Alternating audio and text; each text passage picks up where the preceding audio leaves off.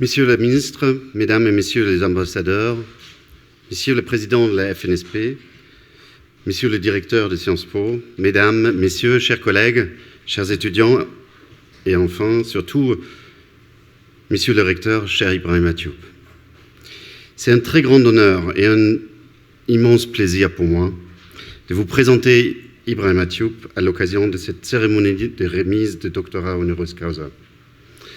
Sciences Po distingue aujourd'hui avec lui, en effet, une des grandes figures intellectuelles africaines, reconnue pour ses travaux sur l'histoire et la mémoire de l'esclavage en Afrique, mais aussi pour être un enseignant très dévoué à ses étudiants et à son université, l'université Cheikh Anta Diop, et excuse-nous avoir mal écrit le nom de l'université de Dakar, qu'il dirige depuis 3 ans en tant que recteur, avec la grande énergie et l'honnêteté qui le caractérisent.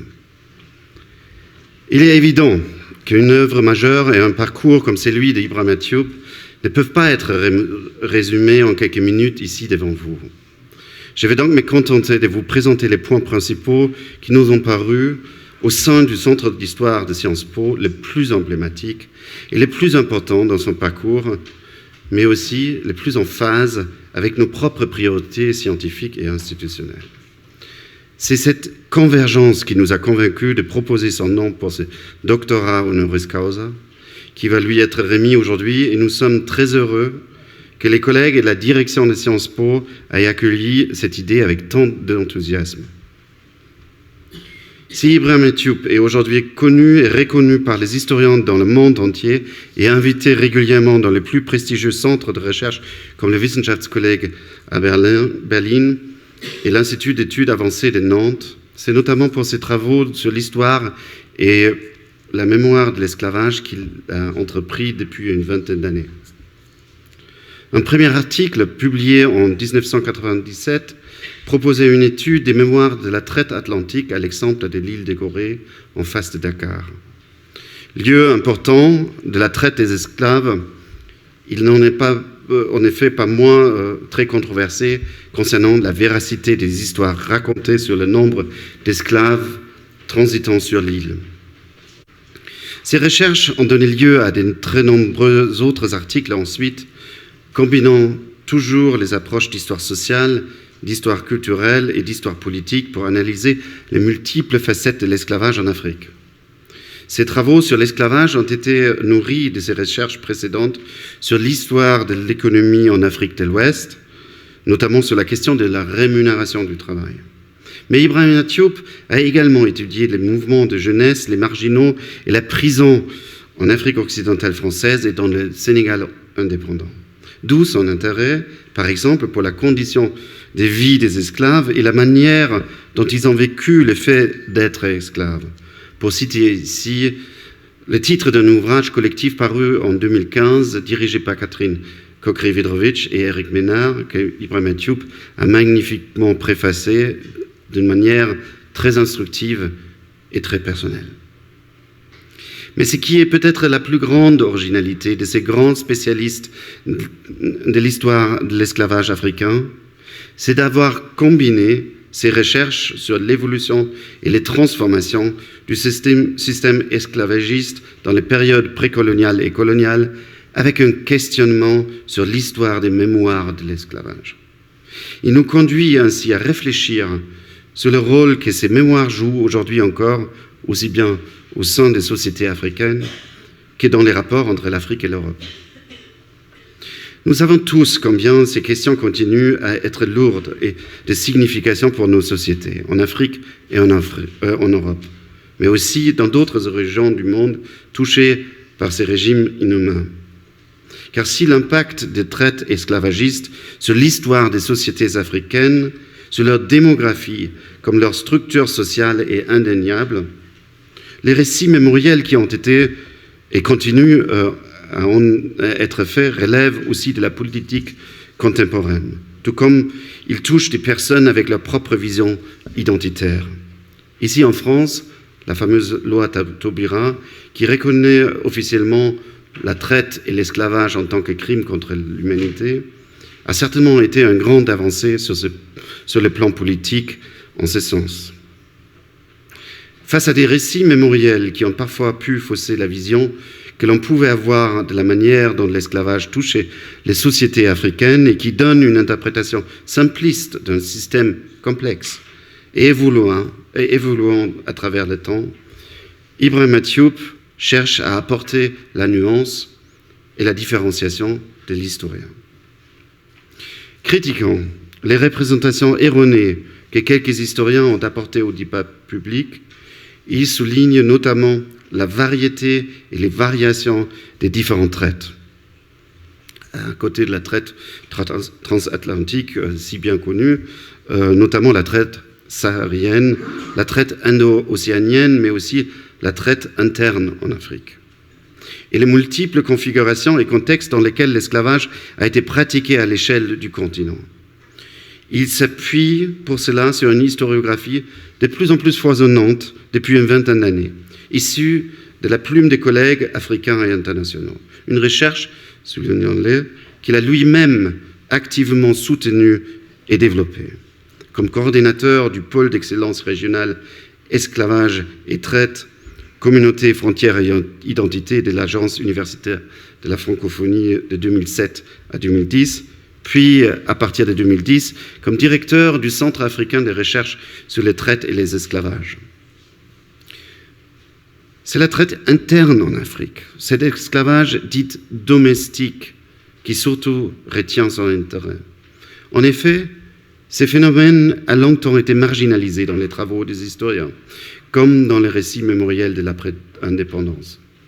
Ces récits cherchaient à construire souvent une histoire glorieuse de l'Afrique, plutôt celle de ses élites et de ses grands hommes, où ils dressaient au contraire l'image d'un continent tout entier victime d'un système esclavagiste qui lui était imposé uniquement de l'extérieur par les Européens et par les Arabes. À cette vision caricaturale, disculpant aussi bien les complices de la traite européenne que les profiteurs du système esclavagiste, Ibrahima Diop oppose une vision différenciée de la traite, à laquelle certaines élites africaines adhéraient à des degrés divers. La traite constituait en effet pour ces élites la base, je cite, d'un régime conforme à leurs intérêts politiques et économiques et pour lesquels elles ont produit une idéologie légitimant leurs activités prédatrices. Fin de citation. Ibrahima Diop parle ici d'une, nouvelle citation, pigmentation des processus historiques qui masquent la diversité des acteurs africains et tentent à gommer le système de domination interne au continent. Fin de citation. Il est indéniable qu'on l'on peut et qu'on l'on doit voir dans cette analyse les accents politiques d'une prise de parole qui sort l'historien de ses archives et les place au centre du débat politique de la cité. Ibrahima Diop s'engage dans ces débats publics en critiquant un discours mémoriel occultant aussi bien les caractères endémiques de l'esclavage, au moins de certains types de l'esclavage, que les grandes différences de la population du continent face au système de la traite. Il rappelle ainsi qu'on en pouvait soit naître esclave, soit appartenir plutôt à un groupe social des profiteurs du système esclavagiste, comme c'était le cas, par exemple, d'une bonne partie de la population côtière qui organisait la traite avec les Européens. Ibrahima Diop ne met cependant pas moins en garde aussi contre la volonté de voir dans l'approche différenciée de l'historien une disculpation du rôle des Européens dans le système global de l'esclavagisme. Pour le citer une fois encore, cette analyse historique des systèmes esclavagistes internes à l'Afrique, je cite, ne saurait en aucun cas aboutir à modérer, minimiser ou absoudre la responsabilité des négriers européens, ni à nier la spécificité des origines et les conséquences de la traite atlantique. Fin de citation. C'est basant ainsi sur le travail rigoureux de l'historien, sur sa connaissance et sur son interprétation des sources, y compris orales, mais aussi sur l'ensemble de la recherche actuelle qu'il connaît parfaitement, Ibrahima Diop arrive donc à une vision beaucoup plus nuancée. Cette vision ne perd cependant rien de son approche critique par rapport aux dimensions politiques sous-jacentes des discours mémoriels développés dans les documents ou discours officiels, mais aussi dans la promotion touristique des lieux de mémoire de certaines régions côtières africaines. Nous honorons donc aujourd'hui le grand spécialiste de l'histoire et des mémoires de l'esclavage africain, qui a su donner une série d'impulsions décisives à la recherche par son goût pour le travail collectif et pour les discussions entre chercheurs à l'échelle internationale. En témoigne aujourd'hui le nombre de collègues et d'amis qui ont tenu à être présents. Nous ne voulons cependant pas oublier une autre dimension du parcours d'Ibrahima Diop qui mérite aussi bien d'être reconnu ici. Son immense influence en tant que professeur sur l'enseignement d'histoire à Dakar, sur la formation des jeunes dans notre discipline et son rôle dans la constitution du département d'histoire de l'université Cheikh Anta Diop, devenu un lieu particulièrement fécond et dynamique de la recherche en histoire sur le continent africain. Si nos collègues de l'université de Dakar ont acquis une certaine notoriété dans la communauté d'historiens depuis quelque temps, c'est précisément parce qu'ils ont su se renouveler et se réinventer. Et si ce renouvellement est certes une œuvre collective, il doit néanmoins beaucoup à Ibrahima Diop, qui a dirigé ces départements de 2003 à 2009. C'est sous sa direction, par exemple, que la première thèse d'histoire en interne a été soutenue à Dakar par une femme, jeune doctorante Sokna Sané, qui a présenté et puis publié un excellent travail sur le contrôle des armes à feu par l'État colonial en Afrique de l'Ouest.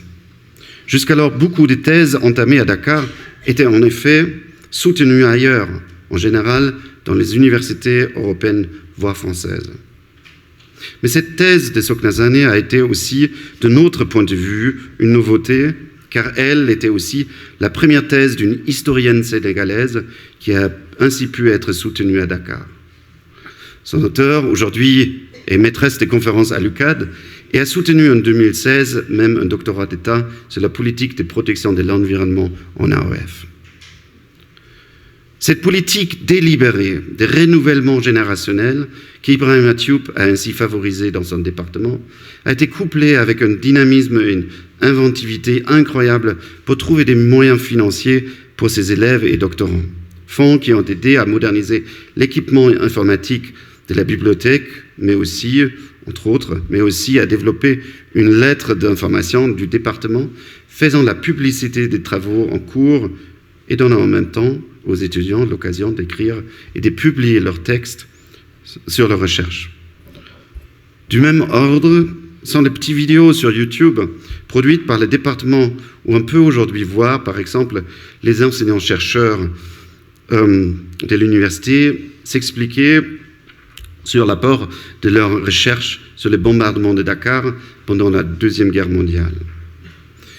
Toutes ces initiatives montrent combien les collègues dakarois ont compris la nécessité de présenter leurs recherches aussi à un public plus large dans une démarche pédagogique. L'engagement inébranlable dont fait preuve Ibrahima Diop pour ses étudiants, on ne peut le comprendre si on prend en compte son propre parcours personnel. Fils de paysan pauvre qui a commencé ses études dans une école coranique, il n'est venu que tardivement aux études supérieures à l'école normale supérieure de Dakar après un long parcours.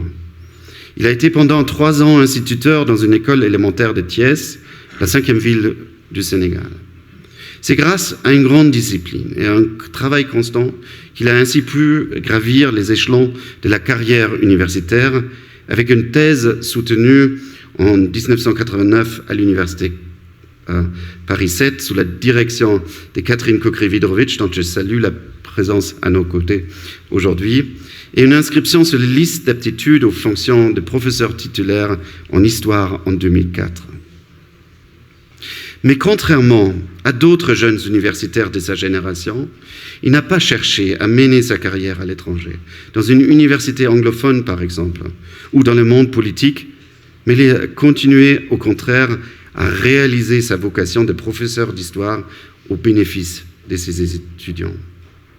C'est donc aussi cette passion pédagogique et l'engagement universitaire que nous voyons comme une source d'inspiration pour nous ici à Sciences Po, dans une institution qui, avec notre programme Europe-Afrique, accueille depuis quelques années de plus en plus d'étudiants du continent africain.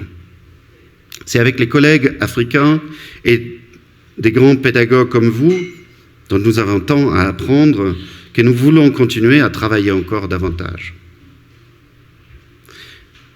Et enfin, et cela sera mon troisième et mon dernier point, nous honorons avec les recteurs Ibrahim Mathioup aussi un homme qui a su développer par son engagement institutionnel de nombreuses coopérations avec des collègues et des institutions partout dans le monde.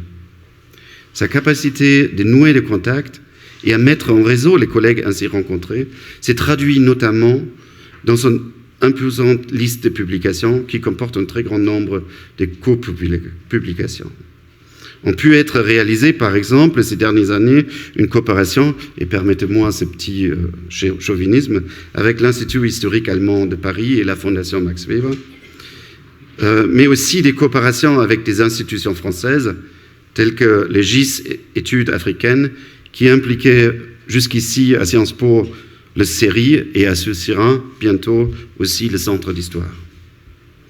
Renforcer ces liens et impliquer davantage aussi les historiens de Sciences Po dans ces coopérations est certainement à l'ordre du jour.